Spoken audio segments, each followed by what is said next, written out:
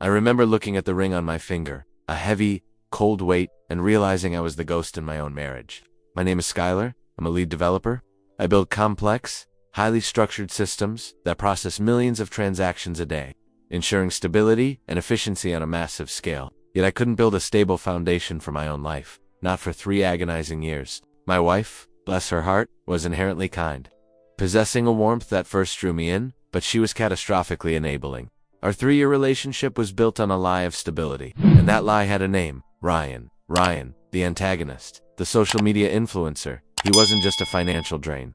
He was a black hole of empty charisma and utterly false potential, sucking up resources and emotional bandwidth without ever providing light or heat in return.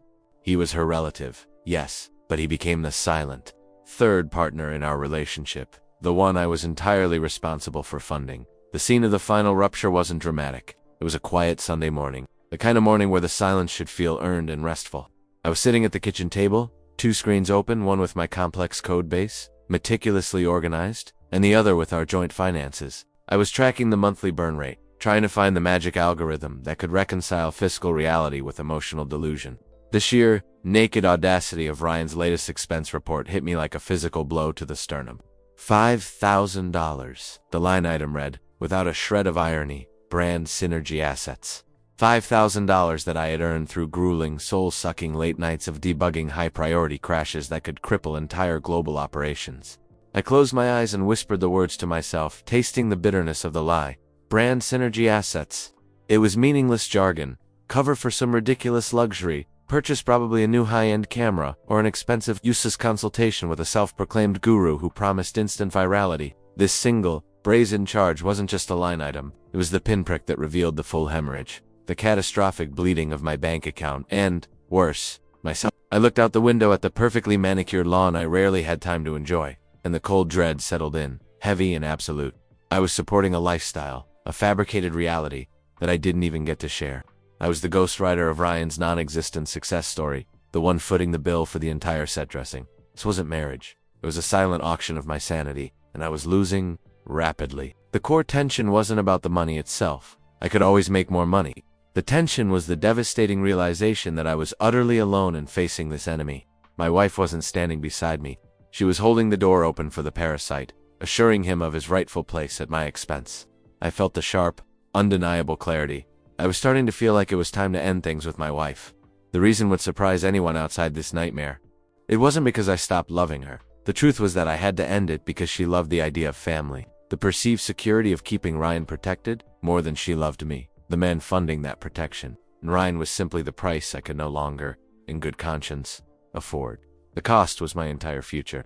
The clock on the wall felt like a metronome counting down to 0. The opening volley of expenses I had just reviewed was merely the prelude to the symphony of destruction that had been our lives for 3 grueling years. I didn't realize it then, but those 3 years weren't a relationship. They were a slow, methodical transfer of wealth, sanity, and self-respect from me to the void that Ryan represented. I covered everything. And I mean everything. The cycle always began with Ryan's grand pronouncements, his need for a professional appearance. That translated immediately to covering his rent in a loft apartment miles away from anything resembling affordability, but which, he argued, was essential for his brand synergy and the proper backdrop for his sponsored posts. The money flowed out of my accounts like water through a broken pipe. I funded professional camera gear that sat unused for months, expensive editing software, subscriptions that were canceled only after the free trial expired and he forgot to update his payment method, forcing me to step in and clean the inevitable mess. I justified it all by telling myself I was simply buying the illusion of peace, that if Ryan was happy, my wife would be happy, and, just maybe, the weight would lift. The truly catastrophic damage, however, came from his disastrous business investments. Ryan was easily swayed by charisma, utterly convinced that his audience connection made him a financial genius. Twice, I had to secretly pull tens of thousands of dollars from my retirement savings to cover what were essentially highly elaborate scams that he walked into with his eyes wide open, fueled by his own inflated ego. Each time, I told him, "This is it, Ryan, you need to stabilize." And each time, he would nod, flash that blindingly white, influencer smile, and promise that the next big contract was just around the corner. But the contracts never landed, or when they did, he inevitably sabotaged them. The emotional abuse wasn't loud. It was subtle, persistent, and insidious. Every time I attempted to address the spending, every single time I presented the hard data, The debt, the missing savings, the hemorrhaging bank accounts, my wife would immediately pivot. She wouldn't look at the spreadsheets. She would look at my eyes and turn it into a debate about family loyalty. He's family, Skylar. He's trying to get started. You're a lead developer. You have the stability. Why are you punishing him for trying? I was the man working 70-hour weeks to generate the stability, and I was simultaneously the villain for trying to protect it. I was drowning, utterly and completely, and she was busy throwing life preservers to the person holding my head underwater. I can still taste the metallic temps of exhaustion from one particularly brutal week. I had worked 72 hours straight, coding a critical fix for a major security flaw that could have cost the company hundreds of millions. I hadn't slept for nearly 3 days. I walked through the door of my own home, desperate for silence, a shower, and maybe an hour of peace. I was a ghost, vibrating with caffeine and stress. I found Ryan sprawled on the couch, the latest high-end drone worry quietly on the coffee table. It wasn't working. He was meticulously cleaning his sneakers. I dropped my laptop bag, the sound startling him slightly. Before I could even articulate the word hello, he started complaining. Skylar, man, listen. Can you check the Wi-Fi? I've been trying to upload this sponsored post for Bespoke Dog Food for 45 minutes, and it keeps buffering. It's seriously impacting my metrics. Bespoke Dog Food. I stood there, covered in the grime of corporate warfare, my eyes gritty from staring at lines of code that dictated the financial fate of thousands. And this man was complaining that his luxury bandwidth wasn't fast enough to promote artisanal kibble. That was the moment the scale tipped. I stopped seeing Ryan as a problem that could be fixed, a relative that needed a hand up. I saw him for what he truly was, a disease, a cancerous growth on the financial and emotional health of my marriage. The sheer audacity, the obliviousness, the perfect casual entitlement, it was breathtaking in its cruelty. I realized then that the external bleeding wasn't enough. I needed a secret, massive reserve, just in case Ryan's inevitable self-destruction went nuclear, so I did the unthinkable. I secretly took out a massive line of credit, telling my wife it was a potential down payment on a new Husa, sign of our joint future. The reality, it was an emergency shield, a desperate buffer I knew I would need to cover Ryan's impending, massive bankruptcy. I had already accepted that my future was being sacrificed. I was just trying to manage the fallout. The tension peaked one evening when the drone arrived, a $3,000 piece of equipment necessary, apparently for aerial brand perspective. I had just gotten the statement for the secret line of credit, confirming the terrifying reality of our debt load. I leaned over the cold granite of the kitchen island, my voice flat, empty of emotion, fueled only by 3 years of suppressed rage. I am carrying a financial burden right now that could sink us. I whispered, making sure Ryan, who was in the living room recording a sound check, couldn't hear, a burden that is solely attributable to Ryan's choices. I am staring down massive, inescapable debt, and you are asking me to finance his new drone. Can you look at me and justify this? Honestly, she didn't flinch. She was folding laundry, her movements meticulous, practiced, and utterly detached. She looked up at me, not with concern or love, but with a vacant coldness that froze my heart in my chest. He needs this platform, Skylar. He needs to look successful, to attract serious deals, she said, her voice completely even. Then she delivered the sentence that felt like the death certificate of our marriage. Stamped and sealed? If he succeeds, we all succeed. That was it. The entire calculus of our life laid bare. My success was an expected baseline. My sacrifice was mandatory. And the only path to our collective happiness lay through Ryan's eventual, heavily subsidized stardom.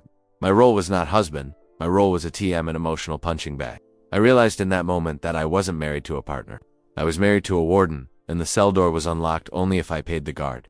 That sentence was the final proof that I was alone, and that the only way to save Skylar was to dismantle the entire foundation of the life I had built. The system was rigged, and the only winning move was to stop playing. The system was rigged, and the only winning move was to stop playing. But life, cruel mistress that she is, insists on delivering one final, devastating card before letting you fold. That card was the climax of the financial abuse, the glorious, inevitable fireball that I had spent 3 years trying to extinguish with my own sanity. Ryan had somehow, through a cosmic alignment of sheer luck and superficial charm, landed a major contractor 6-figure deal with a major tech accessory firm, contingent on a baseline level of consistent, professional content. I even remember helping him structure the initial email, forcing him to use actual business terminology instead of emojis. I felt a fleeting, stupid moment of hope. Maybe, just maybe, this validation would finally allow him to stand on his own and release his grip on our finances. Maybe, if he succeeded, I could finally breathe. That hope lasted precisely 10 days. Ryan, of course, had to screw it up monumentally. His ego, always dangerously inflated by the sheer number of thumbs-up signs he received online, convinced him he was untouchable. He posted a reckless, controversial, and utterly tone-deaf video late one Friday night. It wasn't just poor taste, it was a viral, career-ending act of self-immolation that managed to offend 3 major demographics and potentially violates several terms of the contract. The internet ate him alive, but worse, the accessory firm panicked. They not only immediately terminated the contract, which wiped out the 6-figure promised payment, but they issued a cease and desist, threatening a lawsuit for reputational damage. The loss was catastrophic, far exceeding the secret debt I had accumulated trying to keep him afloat.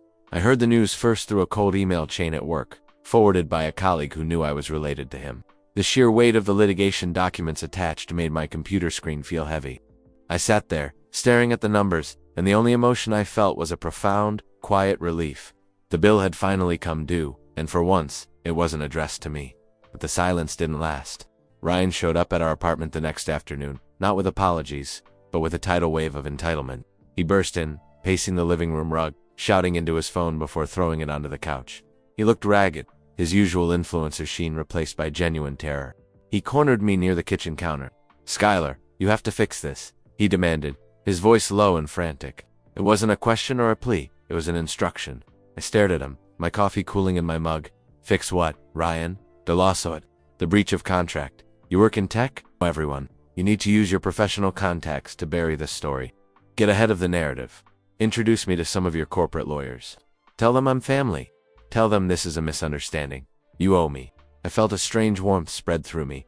It wasn't rage. It was the warmth of moral clarity, washing away 3 years of emotional fog. "I owe you nothing, Ryan," he scoffed, adjusting his expensive debt-financed watch. "We're a unit, man. If I sink, your wife sinks. You're part of this family. You're supposed to protect us." I pushed off the counter and took a step toward him, forcing him to look up at me. "I spent 3 years protecting you. I sacrificed my savings, my sleep, and my emotional bandwidth, trying to build a moat around your instability. I did that out of loyalty to my wife. But that is over." "What is over?" My wife's voice cut in from the doorway. She had been listening, and her face was already set in that familiar mask of defensive enabling. "The protection racket," I stated plainly. "I am not fixing this. This disaster is 100% Ryan's responsibility, and he needs to face the consequences." My wife crossed the room, putting herself physically between me and Ryan, a living shield for the parasite. She didn't look at me with love or even concern. She looked at me with pure, cold, strategic necessity. "Skylar, this is $50,000 worth of legal fees we're talking about," she whispered, her eyes wide with manufactured panic. "We need to cover him. If he's sued, his reputation is gone forever. Our entire future is riding on him rebuilding his platform." I remember the silence that followed, thick and heavy. I looked past her, past Ryan, to the window where the afternoon sun was setting, bleeding orange across the glass. I finally understood the truth she had avoided saying for years. My future was riding on his platform. I leaned in, my voice dangerously quiet. "I have just worked 50 hours straight to close a massive project for my company, guaranteeing our solvency for the next year. I have a 6-figure salary, 0 debt of my own, and a stable, successful life. What does Ryan have that I need to risk all that for?" "He's family," she insisted, her voice trembling. And then she deployed the nuclear option, the sentence she knew would always buckle my knees, the emotional weapon I had allowed her to wield for too long. "If you don't help him, Skylar, you don't love me." The strange thing was, it didn't hurt. It simply cleared the air. I looked at her, not with sadness or anger, but with absolute, surgical pity. I saw a woman clinging desperately to a false narrative, willing to incinerate her own husband to protect the golden calf she had chosen to worship. "You're right," I said, and the soft tone of my voice made both of them freeze. "You are completely right." I walked around them, ignoring their sudden confusion, and headed toward the bedroom. "I love you enough to stop letting him destroy me." The next hour was surreal. While she started screaming not about losing me, but screaming about what Ryan would do without my protection. Screaming about the apartment, about the debts, about the future I packed. A single suitcase, just the essentials. My laptop, 3 days of clothes, and the portfolio I needed for work. The ring I slipped off my finger and placed carefully on the bedside table. It no longer felt like a symbol of commitment. It felt like a shackle. Ryan stood in the doorway at one point, trying to plead his case, his voice cracking. "Don't do this, man. We need you. You'll regret this." Throwing away a marriage over a few dollars? I zipped the suitcase. I looked up at him, then at my wife, who was now weeping hysterically into her hands, still managing to make the entire tragedy about Ryan's inevitable decline. My final dialogue, the sentence that defined the split and launched my own true recovery, was delivered with the calm certainty of a man who finally knows his value. I carried the suitcase, which suddenly felt lighter than the wedding band I had just removed. "I spent 3 years buying you peace, thinking it was love," I said, meeting her tear-filled eyes as I reached the apartment door. "I thought my sacrifice was noble, but it was just slow self-destruction. Now I'm buying back my life, and this ends now. I'm out." I closed the door gently behind me. The silence in the hallway was immediate and absolute, a profound relief after the years of subsidized chaos I had just left behind. The separation had begun, and the subsequent 3 years would be my time to rebuild. While I quietly observed the chaos that I had finally, decisively, stopped paying for, I hadn't destroyed their world. I had simply removed myself as the pillar supporting their delusion. Gravity would do the rest. 3 years. That is how long it took for the screaming echo of that slammed door to fade completely. 3 years separated, and I was not just surviving, I was thriving. My life became a study in minimalism and efficiency, the very opposite of the cluttered, chaotic existence I had subsidized. My new apartment was high up, quiet, bathed in the clean, unforgiving light of a city that rewards those who work, not those who merely posture. There was nothing in this space that didn't serve a direct purpose, a stark contrast to the massive, expansive accumulation of junk Ryan had always insisted was essential for the brand. I buried myself in my work. The company recognized my focus and dedication, the kind of dedication previously poured into keeping a sinking ship afloat.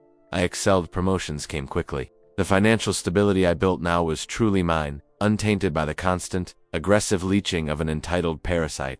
I had traded the anxiety of constant depletion for the quiet confidence of total control. But even from my high vantage point, the wreckage I had left behind was visible. The wife and Ryan, deprived of their financial safety net, the safety net they took for granted, like oxen, began to face the raw, unvarnished reality of their choices. It was a slow-motion car crash, a process that should have brought me great satisfaction, but mostly brought a profound, cold sense of inevitability. Ryan's influencer career, built entirely on smoke and mirrors, on high production value, gear I bought, and on the casual luxury he never earned, could not sustain itself. It was a house built on sand, and the tide had come in. He couldn't afford the constant, enormous cash injections needed to maintain the facade. The crack in his online image wasn't subtle. It was a visible fissure. I watched his follower count, once proudly displayed like a trophy, slowly but surely begin its sickening descent. He started taking desperate, low-quality sponsorships, gimmicky, crypto schemes, and poorly manufactured supplements. The kind of deals that reeked of desperation and eroded any lingering credibility. The man who once demanded $5,000 for brand synergy assets was now shilling questionable hair growth treatments. The universe, it seemed, was balancing the ledger. The ex-wife, forced by circumstance, took on multiple dead-end service jobs. She, who had once lectured me on the nobility of supporting Ryan's vision, was now working double shifts, sacrificing her time and energy, not for a dream, but just to service the massive consumer debt. The very debt I had warned them would sink them the moment my paycheck was withdrawn. It must have been a crushing realization for her, seeing the stark reality that Ryan was incapable of providing, only taking. The correspondence began about 6 months after the final divorce papers were signed. It started innocuously, then rapidly escalated into manipulation. First came the texts from her. They were long, tear-soaked missives that didn't sound like her voice, but rather the stressed, panicked echo of Ryan's financial crisis. She didn't plead for reconciliation. She pleaded for salvation. "Skylar, please, the landlord is serious this time. Ryan had to sell some of his vintage camera gear, but it wasn't enough. We just need a short-term loan. Just until his next big deal lands. He's close. We can pay you back, I promise. You wouldn't let us lose the apartment, would you? You know, this is the only stable home Ryan has ever known." I read that text 3 times. Asterisk, the only stable home Ryan has ever known. Even now, facing destitution, her focus was entirely on shielding him, prioritizing his comfort over her own long-term financial survival. She still saw me as the emergency fund, the fail-safe button she could press when things got truly uncomfortable. My reply was simple, emotionless, and devastatingly final. "I am not in the business of offering loans to people I had to leave to save myself." I blocked the number immediately afterward. The silence that followed felt like a fortress being erected around my peace of mind. Then came Ryan. His attempts were less pitiful and more audaciously entitled. His emails, always sent from a new, urgent-sounding alias, attempted to leverage our past connection for business favors. He would start with a pathetic attempt at camaraderie. "Hey man, it's Ryan. Long time no talk. Hope you're crushing it at Apex Corp." He would then immediately pivot to the request. Could I introduce him to venture capitalists? Could I use my professional network to get his new half-baked synergy platform reviewed? He genuinely believed that the years I spent subsidizing his life somehow created a professional obligation. He saw me not as his victim, but as his key to future wealth. One email, sent late on a Tuesday night, after I'd clearly ignored his previous 4, finally dripped with the fake camaraderie I despised. It was a desperate attempt to pull me back into the emotional quicksand. Look, Skylar, I know things ended weirdly with you and X-Swift's name, but we're still family, right? I need this VC meeting, man. Just one intro. Help me out. For old time's sake. I leaned back in my chair, staring at the screen, a slow, grim smile spreading across my face. No, Ryan, I thought, letting the silence echo in my sterile office. Asterisk, we are not family. We are the before and the after. I wasn't the executioner. I was just the man who removed the platform they were standing on. Gravy did the rest. I found a sick, quiet satisfaction in seeing his erratic behavior mentioned in industry gossip, in watching the slow, agonizing death of his carefully curated image. Every hardship they faced was a direct, irrefutable consequence of the entitlement I had subsidized for too long. They had chosen delusion and codependency over hard work and reality, and the universe does not grant permanent subsidies for delusion. I realized then that karma doesn't require a dramatic intervention or a vengeful hand. It simply requires the withdrawal of unearned protection. I had spent years desperately trying to shield myself from the fallout of their choices. Now, I simply watched as they were forced to live in that self-made fallout. My isolation was complete, and within that isolation, I found strength. They were sinking, and I, for the first time in my adult life, was finally, decisively, swimming. 3 years of silence, of deliberate, hard-won distance. My new world was pristine, governed by logic, code, and the simple fact that every dollar I earned was mine to keep or invest, not to be funneled into the gaping void of Ryan's manufactured dreams. I was at a major industry networking event, the kind of place Ryan wouldn't even know how to find, let alone afford entry to. It was a beautiful, low-lit space, the hum of serious conversation providing a soundtrack to my quiet success. I was deep in discussion with a potential client, discussing scaling infrastructural work. Real risk, real reward when I felt a presence loom beside me, a cloud of cheap cologne and frantic energy. The air shifted, suddenly smelling of desperation. I didn't need to look up. I knew the specific, repulsive anxiety that radiated from him.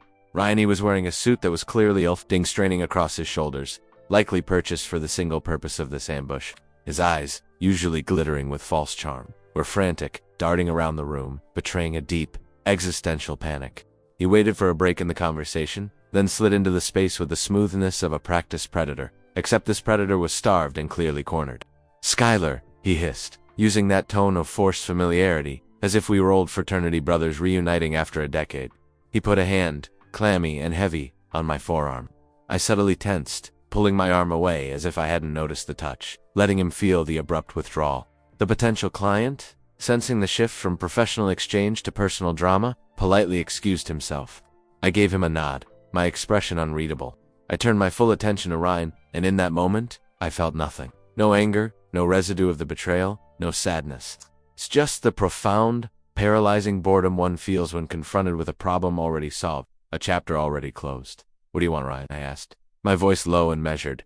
I didn't raise it, forcing him to keep his tone respectful if he wanted me to hear him. He immediately went for the emotional jugular, leveraging the past. "I need your help, man. Remember that old deal? The one you helped me secure before? It's biting me in the ass. I need $50,000. Now. Immediate liquidity, or they'll sue me into the ground. $50,000. A number that would have sent me into a spiral of anxiety 3 years ago. Now, it was a negligible percentage of my annual bonus. The temptation to simply write the check, to make him disappear instantly, was strong, but I recognized the trap. This wasn't about the money, it was about the power dynamic. It was about proving that his failure still held leverage over my life. "You owe me, Skylar," he demanded, leaning closer, droplets of sweat forming on his upper lip despite the cool air conditioning. His voice dropped to an intense whisper, meant to sound conspiratorial but instead sounding unhinged. "For everything I did for you, for being family, for the emotional support I gave your wife while you were buried in code." I almost laughed. Emotional support. He was a financial vampire who had required 24/7's catering and emotional coddling from the woman who was supposed to be my partner. I leaned in closer, matching his intense demeanor, but my eyes remained calm, utterly devoid of warmth. I spoke slowly, articulating every word with painful clarity, ensuring that anyone standing within a 5-foot radius could clearly hear the difference between my composure and his hysteria. "Ryan, let's be absolutely clear," I began. 3 years ago I gave you and my ex-wife the greatest gift of my life, the chance to stand on your own 2 feet. You had resources, connections, and time. You chose to sink. You chose to burn through every resource you were given, and then some. That is not my debt. That is your consequence. His face flushed crimson. This is payback, isn't it? You're enjoying this. You're just a scared little developer who can't handle real risks. And you're trying to destroy me because you're jealous of my potential. Potentious is worthless without accountability. Ryan, I countered, the calmness in my voice like a surgical steel blade. I am not jealous. I am simply solvent. Just then, the distraction I needed, or perhaps the drama I deserved, arrived. Drawn by the rising pitch of Ryan's voice, my ex-wife appeared from the edge of the crowd. She looked worn, aged beyond her years, by stress and the crushing weight of debt. She saw Ryan, flushed and demanding, and she saw me, standing solid and composed, utterly unmoved. This was the moment she understood, the precise, catastrophic cost of her enabling. She didn't rush to Ryan. She stood paralyzed, looking back and forth between the 2 versions of the men in her life. The chaotic, needy disaster she clung to, and the stable, powerful man she had driven away. Ryan, sensing her presence, tried to use her as leverage. Tell him, Sarah, tell him he has to help us. We're family. She didn't speak. She just looked at me, a flicker of genuine regret, or maybe just exhausted defeat, crossing her face. I turned my focus entirely to her, letting Ryan momentarily dissolve into the background noise. This was the final period, the definitive ending to the story that had consumed my sanity. I need you to listen, I told her, my voice dropping, but laced with an undeniable finality. The reason I had to end things wasn't because I stopped loving you, or because I didn't believe in our future. It was because I finally started loving myself more than the idea of saving you from him. The words hung heavy in the expansive air, a confession, a condemnation, and a declaration of independence, all in one breath. Her eyes filled, but they were the tears of a consequence realized too late, not of a love lost. Ryan erupted again, his composure finally shattering. You're a failure. You ran away. You're just scared of real risk. I smiled then, a slow, genuine smile that reached my eyes, a smile free of pain or pity. It was the smile of victory, of self. I took the biggest risk of my life 3 years ago when I walked away. Ryan said, looking him dead in the eye, letting the truth hit him like a physical blow. I risked poverty, loneliness, and failure, all to secure my integrity. And look at where it got me. I gestured subtly around the refined room, at my tailored suit, the professional peers who respected me. And now, I finished, my voice softening just slightly, allowing a hint of cold pity to seep in. Look at where it got you. I turned my back on both of them, the heavy emotional weight I had carried for 6 years suddenly lifting. I walked away, not running, but moving with the confident stride of a man who belonged. I left them standing there, the ex-wife and her liability, tethered together in the self-made wreckage of their shared entitlement. The only sound I registered was the satisfying, sharp click of my polished leather shoes on the marble floor, walking toward a future that was, finally, entirely my own. The confrontation was over, and the silence that followed was the sound of my victory. 3 years separated, and I was finally, truly free. The heavy cloak of obligation had been shed, and I stood tall in the quiet clarity of my new life. I reflected on the title that started this whole mess. I'm starting to feel like it's time to end things with my wife. The reason will surprise you. The surprise was never infidelity or a sudden lack of passion. The surprise was that the marriage had to end so that I, the loyal and financially responsible partner, could survive the emotional and financial violence inflicted by an external force, a parasitic influence she had protected fiercely, often with more zeal than she protected our shared future. I learned a profound truth in those 3 years. Sacrifice is only noble if the beneficiary appreciates it and uses it to grow. Otherwise, it's just glorified self-harm. I had confused pity for love and enabling for loyalty, and the price of that confusion had nearly cost me everything. The post-mortem was exactly as anticipated. Without my limitless financial cushion, the ex-wife and Ryan struggled immediately. The debt I had tried to manage became an avalanche. Ryan's influencer career, always built on the illusion of excess, and the cash injections I provided for high production value, could not sustain itself. His online presence withered. It didn't explode in a blaze of scandalous glory. It just slowly suffocated, dying a quiet, pathetic death, leaving behind a dormant Atauta relic of unearned privilege. The ex-wife, burdened by the financial wreckage, eventually ran out of energy to shield Ryan.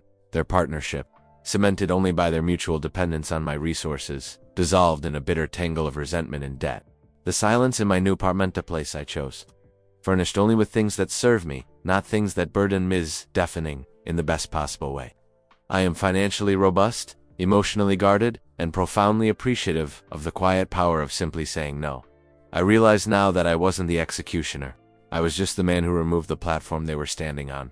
Gravity did the rest. Karma, I learned, doesn't need a vengeful hand or dramatic intervention. It just needs the removal of the cheat codes, and the universe, being meticulously fair, does the math perfectly. I didn't destroy Ryan. Ryan destroyed Ryan. I just stopped paying the cleanup crew.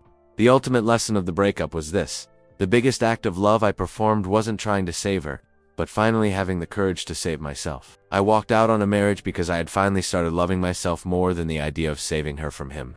If you've ever had to walk away from a toxic person, type freedom in the comments now. If this story kept you hooked from start to finish, don't forget to like and subscribe to the channel. Mr. Reddit commentary. Well, ladies and gentlemen, what did we learn today? Some people dig their own grave with such dedication that all Skylar had to do was sit back and watch. Ryan thought they were the master strategist, manipulating and playing dirty, but forgot a basic rule. Karma didn't even have to chase. It just pulled up a chair and let everything burn down on its own. In the end, Skylar moved on and built something better, while Ryan was left chasing a ghost that no longer existed. Tell me in the comments, did Ryan deserve this public implosion, or was it too much?